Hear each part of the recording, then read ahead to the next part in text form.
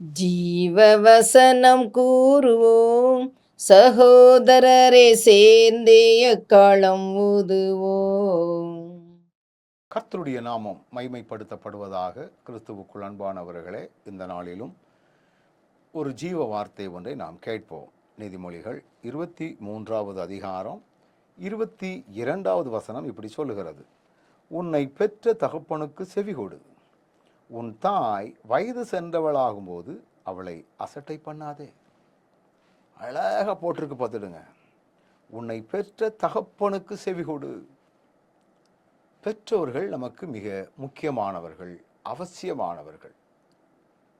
இன்னைக்கு நிறைய மக்கள் பெற்றோருடைய வார்த்தைகளுக்கு செவி கொடுக்கிறார்களா என்றால் இல்லை.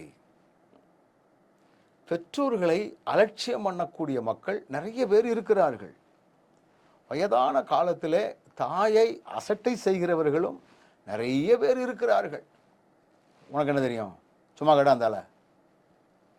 ஒரு நாள் ஒரு பையன் தன்னுடைய தகப்பனாரை பார்த்து கேட்கிறான், நீங்கள் எனக்கு என்ன சுத்தா சேர்த்து வச்சிங்க, ஏன்னா அப்படின்னு இந்த மனதை புண்படக்கூடிய அளவிலே பேசுகிற பிள்ளைகள் இருக்கிறார்கள்.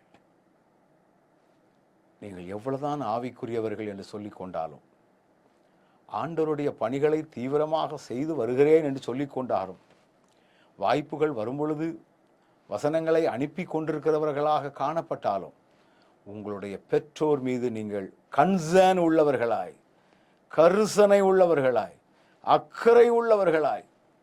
பெரும்பாலும் நம்முடைய பெற்றோர்கள் நம்மிடத்தில் என்ன விரும்புகிறார்கள்? அன்பான வார்த்தைகள், அவ்வளோதான்.